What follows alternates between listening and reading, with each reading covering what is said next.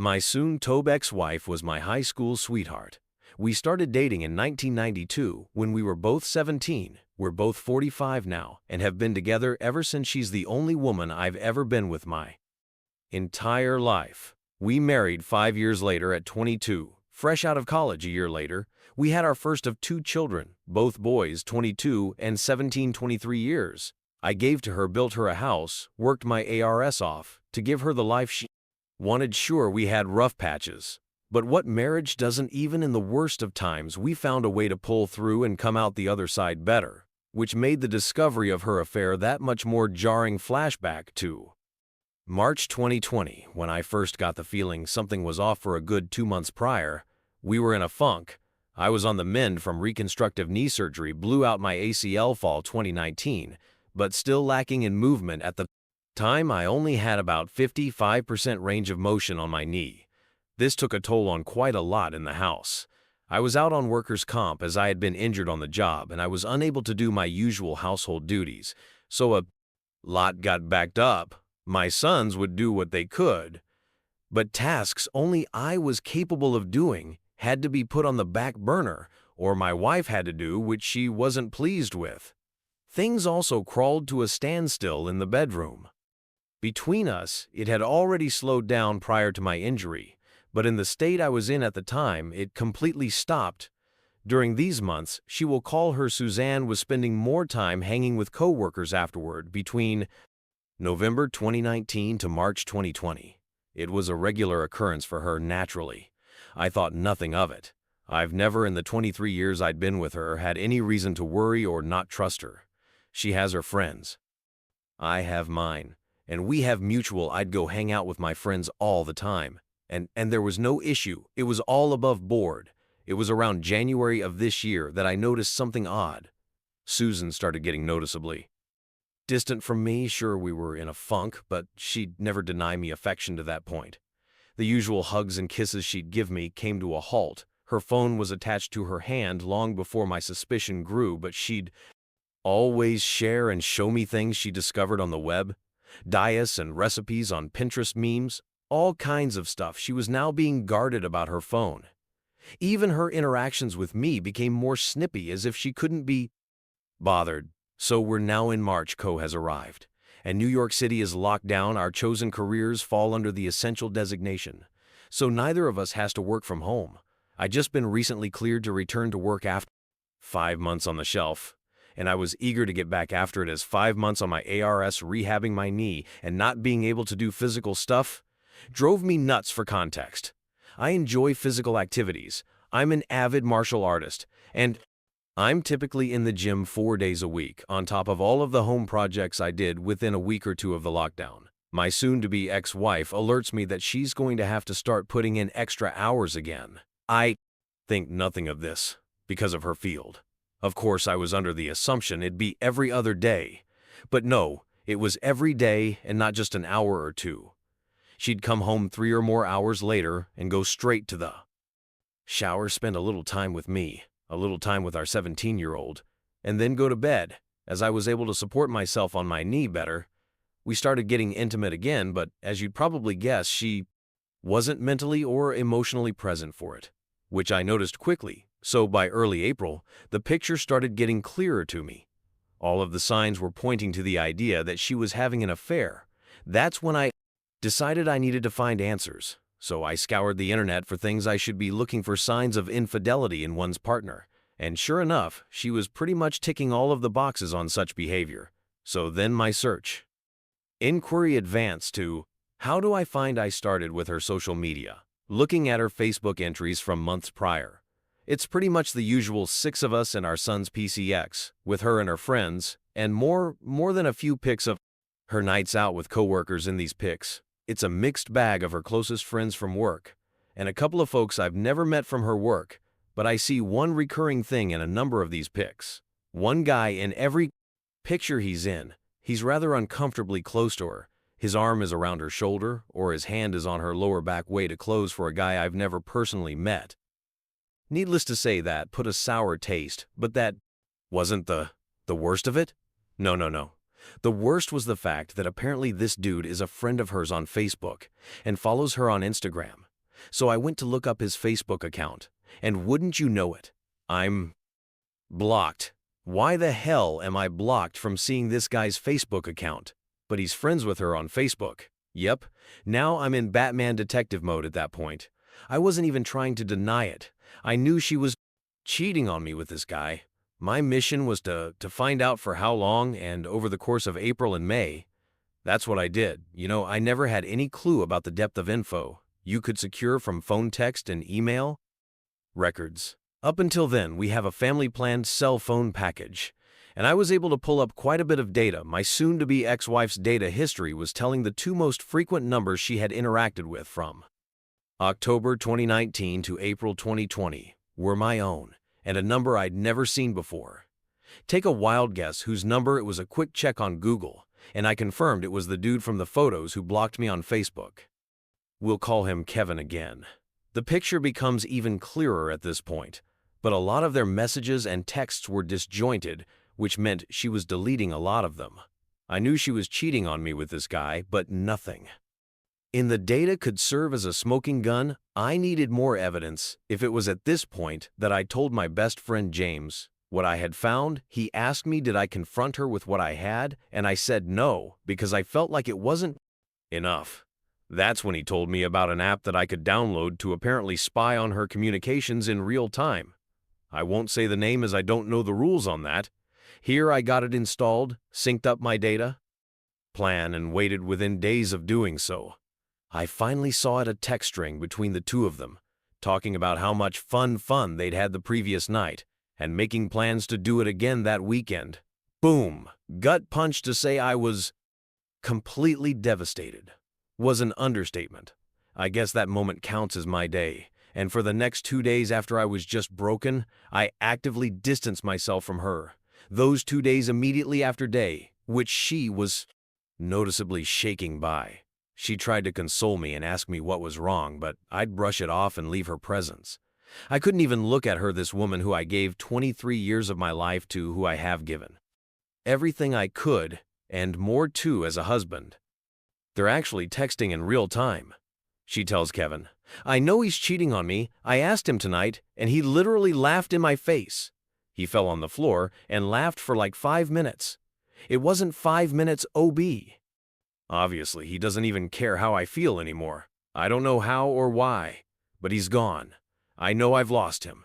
This is karma. I know it. A smile I had on my face, reading that must have resembled the Cheshire Catcher, was breaking.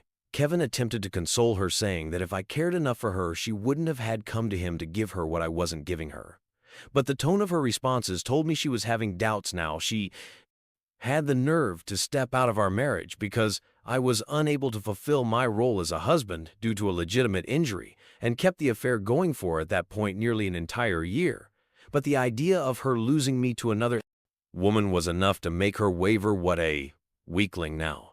During all of this, I was also exacting the second part of my plan for payback, getting all of my affairs in order financially. In September, I had met with a family attorney to get the ball rolling on divorce paper with a mountain of evidence I'd piled up to that point. New York is an at-fault state as far as divorce, and the overwhelming amount of proof I'd gathered displaying Suzanne's infidelity pretty much solidified I could nail her to the wall in a divorce case. My lawyer instructed me to get all of my financials in order in preparation for whatever division of assets might come. As a result, I went one better than that, secretly pulling all of my money out of our joint account and putting it in my personal account.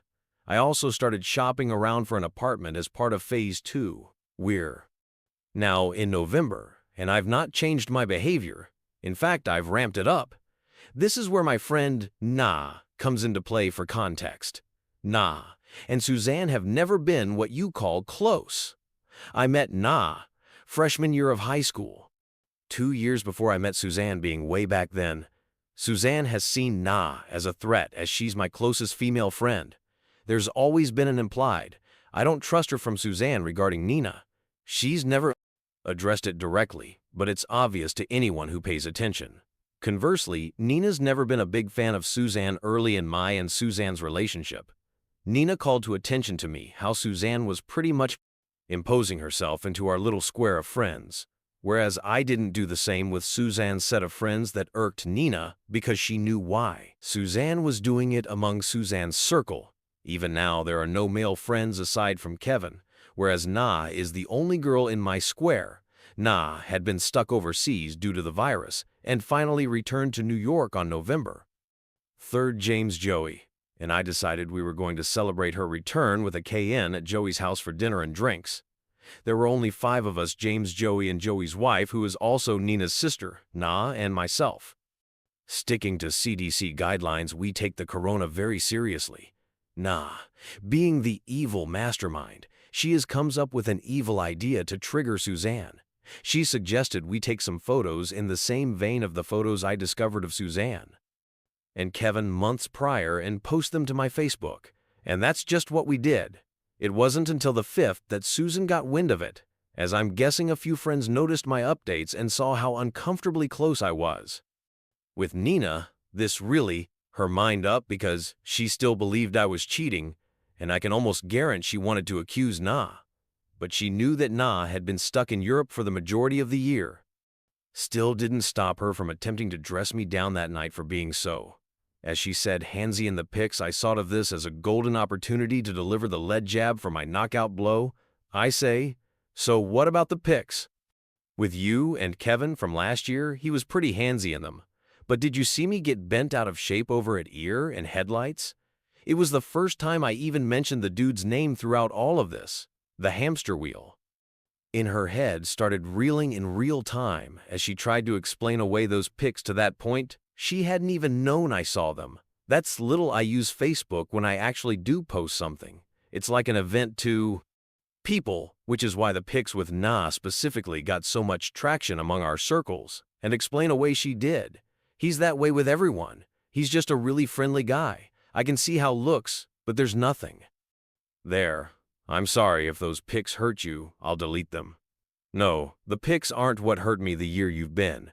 The dude whilst lying to me that you're working extra hours and hanging with friends is what hurt me tense, as Worf from Star Trek Tenon so famously said, is a dish best served since that night.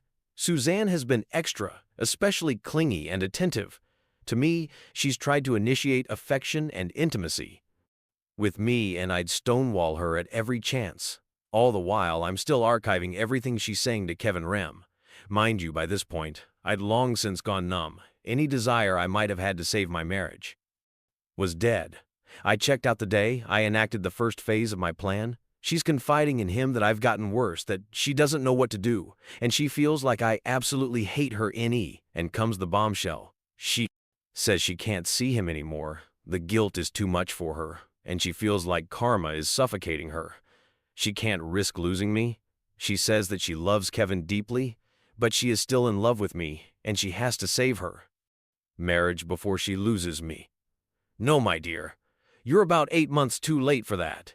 Kevin loses his, saying such lovely things as he doesn't love you the way I love you, and you're making a mistake. You can't just throw me away like this. The text chain would be the last they'd have until about 3 weeks ago. Throughout the remainder of November into December, Suzanne is tucked in limbo. She's trying to gauge where my headspace is and is still unable to tell if I'm actually being on. Meanwhile, Kevin is steadily blowing her phone up daily, but she's not responding to him. I'd see her check her phone often, the quickly put it away. Meanwhile, phase 2 of the plan was now officially complete. The divorce papers were done. I'd found myself a studio department in Co-op City. New Yorkers will know the area, and signed a 2-year lease on it. All of my money was in my personal account. I was ready to throw my haymaker. So we're now at Thanksgiving. My oldest and his girlfriend were hosting a small gathering of our immediate families.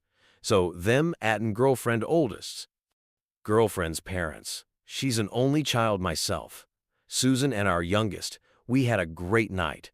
My oldest girlfriend is studying to be a chef, and she does all the cooking herself the girl can cook. Let me tell you, as I had to keep up appearances of nothing being wrong between Susan and me, I initiated affection with her several times. That evening, kisses on the cheek, cute la hugs, wrapping my arms around her shoulders from behind. The gestures didn't go unnoticed by her, as she reveled in it. Bear in mind, this was the first time I touched this woman since I kissed the top of her head the night she confronted me in October. So just about 2 months not going. To lie, I felt repulsed doing it, but I had to. I couldn't risk the plan, and me being distant to her in the face of my boys. My oldest's girlfriend and her parents would set off alarms, so my youngest decides he wants to stay over with his big bro for the night. So Suzanne and I head home on the drive home. She thanks me for being so good to her and says, "I don't know what you're going through, baby, but I'm here for you." It had to hold off, busting out in maniacal laughter again, and responded by saying, "I know, I just need time." So for the first time realistically since springtime we had sex that night. I figured, with what I'm about to do, may as well get some action before I delete her from my existence. I won't go into detail, but it wasn't lovemaking when I was finished. She was a lump of flesh lying there trying to figure out the direction of the truck that ran her over. No cuddle or anything. After I just got up, showered, and went to sleep in my office. As to her confusion, though I used a condom first time, 2 damn decades. I did. She was definitely perplexed by it, but she didn't ask questions. Sure as hell wasn't going raw in her knowing that she'd been doing so with Kevin for months. At that point, I woke up the next day and checked my handy-dandy spy app, and for the first time in weeks, she responded to Kevin. The dude went full Nola. He professed his love for her, said she was wasting her time trying to rekindle a flame in me that died, that she'd been in a prison with me for 23 years and deserved to experience the love and affection of a man who would cherish her, mind you.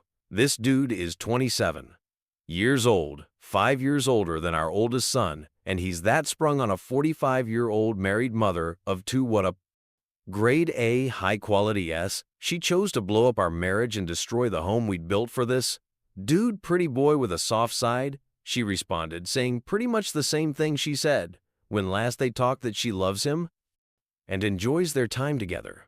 But she can't lose me. I'm still the love of her life. But she'll always have a place for him in her heart, that they can still be friends if he chooses. But the physical relationship between them is over. He begged her to see him one last time that week, and yep, you guessed it. She said, yes, one more for the road, right? Who am I to say anything? That's what I did to her the previous night. Of course, I added all of that too. The archive I'd compiled December 4th is when Phase 3, the final phase of Operation Shinobi Ghost, started. The divorce papers were in hand. My new place of residence was set up. Now I had to slowly start moving my stuff out of the house. But first, I had to break the news to my boys. I called my oldest to the house that Friday night and had them join me in my office and laid it everything on that table, not the specifics, but that their mother had been cheating on me for over a year, and I was going to be filing for divorce. My 17-year-old was especially shaken up by this because he himself had recently experienced his first taste of infidelity. Yep, his first girlfriend had cheated on him just 4 months prior. Seeing his heart broken a second time at the idea that his own mother was capable of doing this hit him hard. My oldest took it a lot better and suggested taking his brother in to live with him until this blows over, to which I agreed. We packed up some of his stuff, and he asked me if was I going to be okay. I told him, yes, son, I'm going to be all right, and so are you. We're going to be all right, I promise. And then they were off. The hardest part was now over, and it was now time to arm the nukes over the next few weeks. Day by day, James would help me get a little of my most sensitive stuff out of the house, gave him a list of all of the definite stuff to grab while Susan and I were at work, and left him the spare key. This was all stuff Susan wouldn't notice was missing unless you told her it was gone. I'd also gotten a new phone and phone number and told everyone who needed to know James Joey. Nah, my boys, big sis tier, and my mother, my new contact info. Meanwhile, I'm keeping up the rouse with Suzanne, and she's none the wiser, trickling bits and pieces of affection to her just to keep her off of the trail.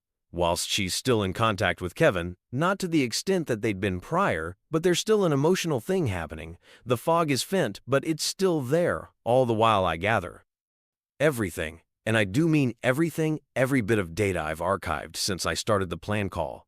Log texts, pics, emails, everything, and start making printouts. Folks, I must have spent over $500 on staple supplies, Printer, ink, paper, binders, the works, and I cataloged everything in order from the beginning of the affair until that last bit 2 weeks ago, December 16th. In the binders, 14 of them. I then put each one in a box and gift wrapped, each addressing them to various people.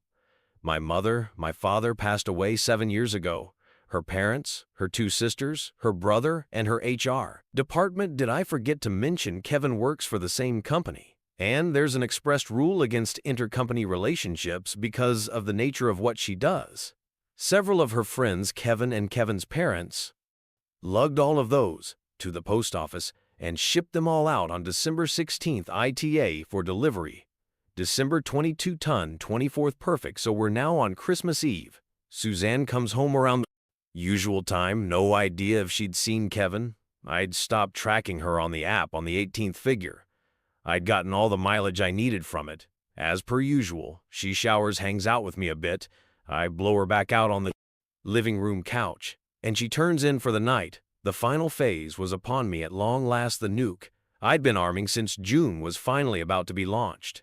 In the middle of the night, I woke up and wrapped up one of the 3 remaining binders with the divorce papers taped to the inside cover and set it on my side of the bed with a note that said "Merry Christmas" on it next to it. I left my old phone and the business card of my lawyer. I packed up the remainder of my most needed items, enough to fill 2 backpacks, and I left my home that I spent 23 years in for the last time that my friends was 1 week ago to Suzanne. I am completely off the grid, gone. Shadow ghosted. She's blocked on Facebook but still hasn't blocked me for some reason. So I'm keeping tabs on the fallout. It's absolutely glorious. My packages have reached everyone I sent them out to, and Suzanne is getting crucified. Her youngest sister completely dressed her down. Both of her parents have condemned her. My mom absolutely destroyed her like holy. I know my mom has a mean streak, but the things she called Suzanne were unfucking believable. From what a mutual friend who works in the same company as her, she and Kevin apparently are being put on administrative leave as of tomorrow. So yeah, chances are she'll be going into 2021 unemployed.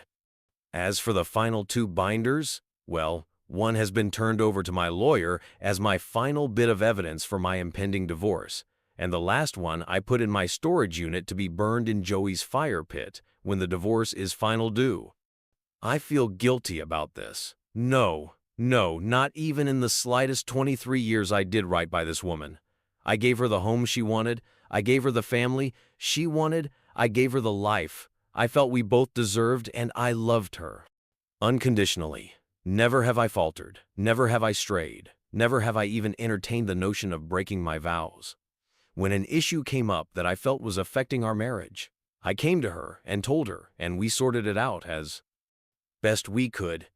She opted to find comfort in another man's bed rather than come to me and say she was unhappy with our sex life. At the time, she decided to step out with a young punk who gave her the tingles.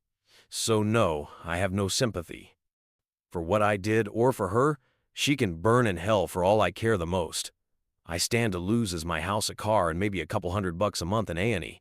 But seeing as the divorce is filed under the statute of adultery and N is a fault that might get waived with the insurmountable amount of evidence I've provided, as far as I'm concerned, she's dead to me, and I'm never looking back.